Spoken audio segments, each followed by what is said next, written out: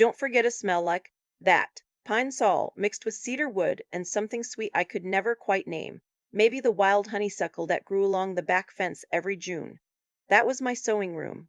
That was 62 years of my life, folded into 4 walls in Charlotte, North Carolina. The letter came on a Thursday. Not a phone call.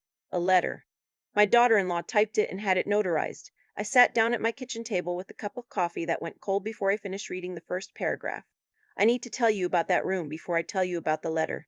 My mother came to this country from rural Georgia with 3 things: a Bible, a Singer sewing machine, and the stubbornness of a woman who had learned early that no one was going to hand her anything. She set up that machine in whatever corner she could find: apartments, a cousin's back bedroom, eventually the small house she and my father bought in 1961. She taught me to thread a bobbin before I could read. When she passed in 2003, I inherited the machine. It didn't work anymore. The motor had gone decades before, but I kept it the way some people keep their mother's wedding ring, not to use, to remember. My husband Leonard was a contractor. Good man. Patient, funny, never raised his voice in 38 years of marriage. When we bought our house in the Dilworth neighborhood of Charlotte in 1991, he looked at the back room, the one nobody could quite figure out what to do with.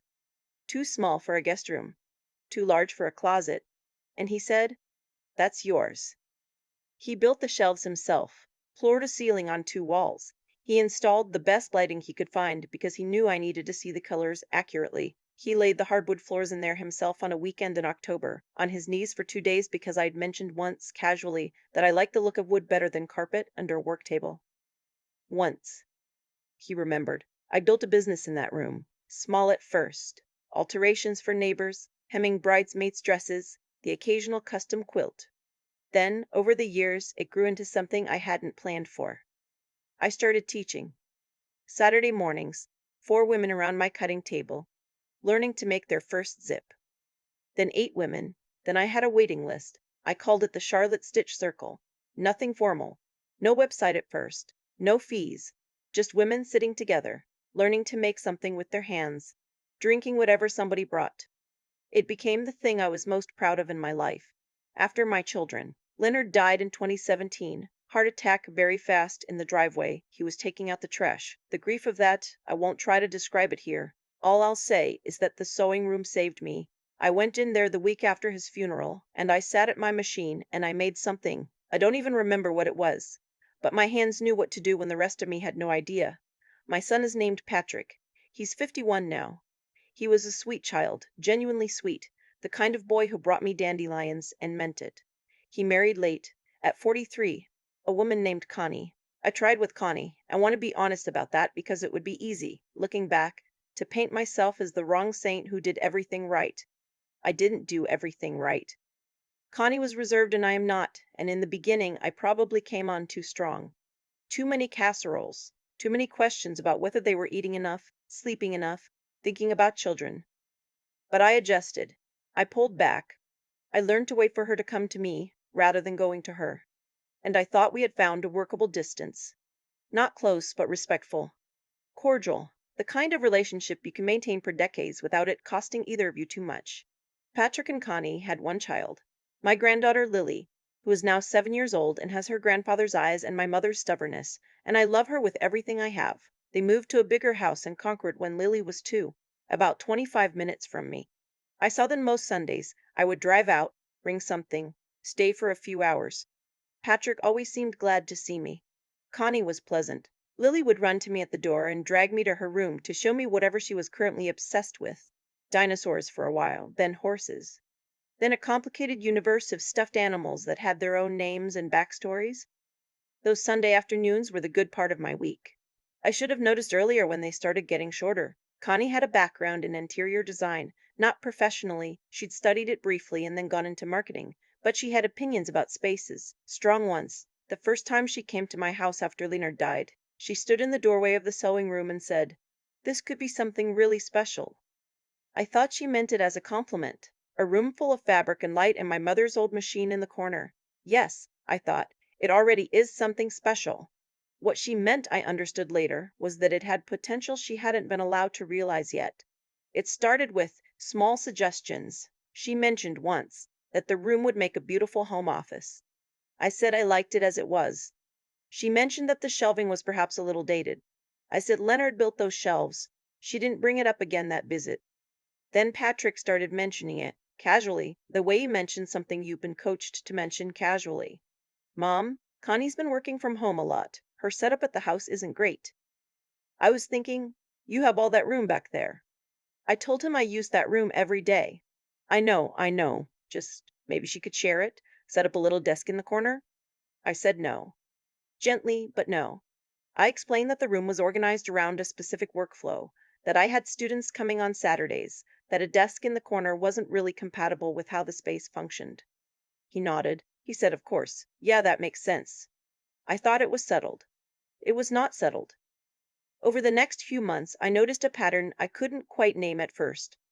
Whenever I mentioned the Saturday classes, Connie would ask how much longer I planned to keep doing them, not unkindly, with what I can only describe as a studied patience, the kind you use with someone you expect to eventually come around. When I mentioned I was thinking about adding a second session, a Wednesday evening one for working women, she said, "That's a lot of traffic through your home, Miriam." That's my name. Miriam. Miriam Jean Tate, née Porter. I've been Miriam for 67 years, and I have never once thought of women coming to learn to sew as traffic. Then came the holiday dinner.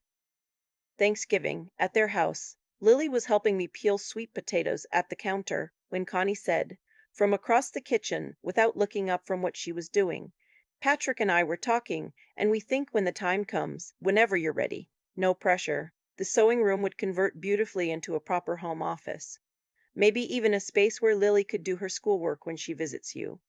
Patrick didn't look at me when she said it. I kept peeling. I said, "I appreciate the thought, but I'm not planning any changes." Lily looked up at me with those eyes, Leonard's eyes, and said, "Grandma, are you sad?" I said, "No, baby. I'm just concentrating. I want to tell you about the thing that happened in February because I still get a hard feeling in my chest when I think about it. I had a small procedure. Nothing serious, a biopsy that turned out to be nothing. But there were a few days when I didn't know yet that it was nothing, and I was scared in the particular way you're scared when you're 67 and alone, and the doctor uses words you have to look up.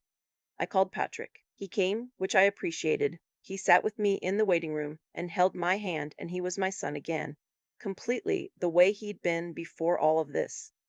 Connie sent a text. "Hope everything goes well today. Let us know if you need anything." 3 days later, when I was home recovering and the news had come back clear, and I was feeling the specific relief of someone who'd been holding their breath without knowing it, Connie called me. We talked for a few minutes about the results, and then she said, "It does make you think, though, doesn't it, about having plans in place? About what happens to the house?" I said, "I have a will, Connie." She said, "Of course. I just mean, we're always here to help you think through things. You don't have to manage everything alone." I said, "Thank you." And I got off the phone. I sat in my sewing room for a long time after that. My mother's old machine in the corner. The shelves Leonard built. The baskets of fabric I'd collected over 40 years. And I thought about what it means when the people who are supposed to love you start to think about what happens to your things before you're finished with them. The letter arrived 6 weeks later. It was 4 paragraphs long. It was addressed to me formally. "Dear Miriam," not Mom, not Grandma, not any of the names I'd been called in that family.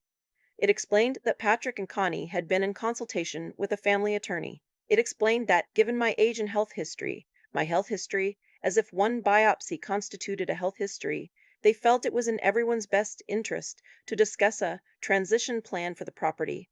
It suggested that converting the sewing room into a usable home office space, which Connie would use while working remotely, would allow them to contribute meaningfully to the upkeep of the home. It used the word transition 4 times. It did not ask, it stated. At the bottom there was a line about how they hoped I would see this as an act of love, as them looking out for me, as family taking care of family. Patrick had signed it, his own mother. He'd signed a notarized letter. I put it down on the table. I picked up my coffee. I looked out the window at the backyard, at the old oak tree Leonard and I had planted when we moved in, which was now enormous and shaded half the yard, and every spring had a bird's nest in the left fork. And then I called my attorney. Not their attorney. Mine. A woman named, well, that's not important. What's important is that she's been handling my affairs for 12 years, and she has never once made me feel like my age was a liability. Here's what I want to say to anyone who is watching this, who has been in a version of this situation. The hardest part wasn't the letter. The hardest part was what happened in my own head after the letter. Because some part of me, some part that had been trained by 67 years of being a mother and a wife and a woman who was supposed to manage everything without making anyone uncomfortable, some part of me asked, am I being unreasonable? It took me about 4 days to answer that question clearly. No, I was not. That room was in a house that I owned, that I had owned with my husband, that I had paid for, maintained, repaired, and kept for 33 years. My name was on the deed. My name alone, now. There was no legal ambiguity. There was no health crisis requiring intervention. There was a 67-year-old woman who was running a small community class out of her own home, and a daughter-in-law who wanted an office. That was the whole thing. That was all it was. My attorney sent a letter back, professional, brief, and clear. It noted that I was under no obligation to make any changes to my property, that I had full legal capacity to make my own decisions, and that any further communications regarding the home should be directed to her office.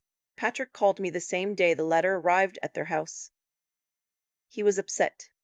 He said I was making this into something it wasn't. He said Connie had only been trying to help. He said he couldn't believe I had gotten a lawyer involved over a family conversation. I said, Patrick, that was not a family conversation. That was a notarized letter. He didn't have an answer for that. I said, I love you. I want to have a relationship with you. But I need you to understand something clearly. That room is not available. Not now, not later, not as a negotiation.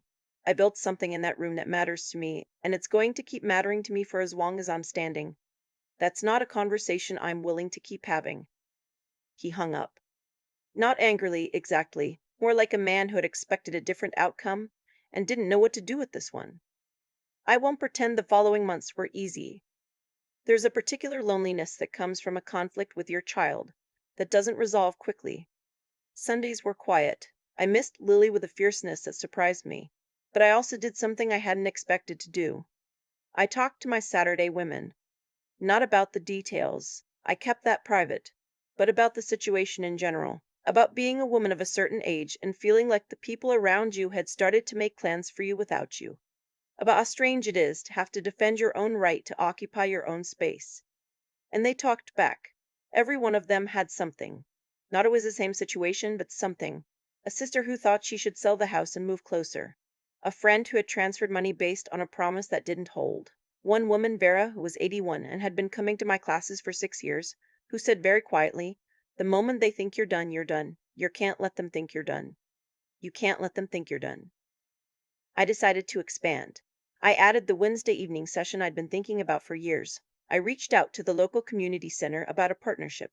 By May, the Charlotte Stitch Circle had a formal relationship with the Morrison Regional Library. We ran monthly workshops there, open to the public, free of charge. I applied for and received a small grant from a Charlotte Arts Foundation. $400, I cried when the letter came. Not because of the money, because someone outside my family had looked at what I was doing and said, this is worth supporting.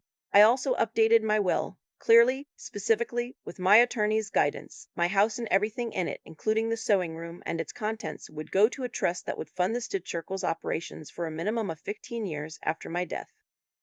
If Patrick wanted to contest that, he was welcome to try. He has not tried. Something shifted that summer. I'm not sure what moved first, whether he came to something on his own, or whether Connie's certainty cracked a little once it became clear I wasn't going to yield. But Patrick called me in July. Not about the room. Not about anything legal. He called to tell me that Lily had asked about me every day for 2 weeks, and could she come spend the weekend? I said yes before he finished the sentence. Lily came on a Friday afternoon. I had set up a small project for her. We were going to make a stuffed rabbit, her design, her choice of fabric.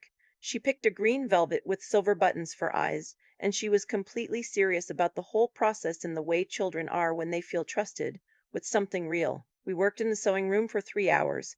She sat in the chair I had pulled up next to mine, and I guided her hands on the machine, and my mother's old singer sat in the corner watching us, and I thought about the length of things. The length of what gets passed down. My mother's hands, and my hands, and now these small, serious hands learning what thread can hold together. At some point Lily looked up and said, Grandma, is this your favorite room? I said, Yes, baby. It is. She thought about that. Then she said, "Mine too." Patrick and I have not had a direct conversation about the letter. I don't know if we ever will.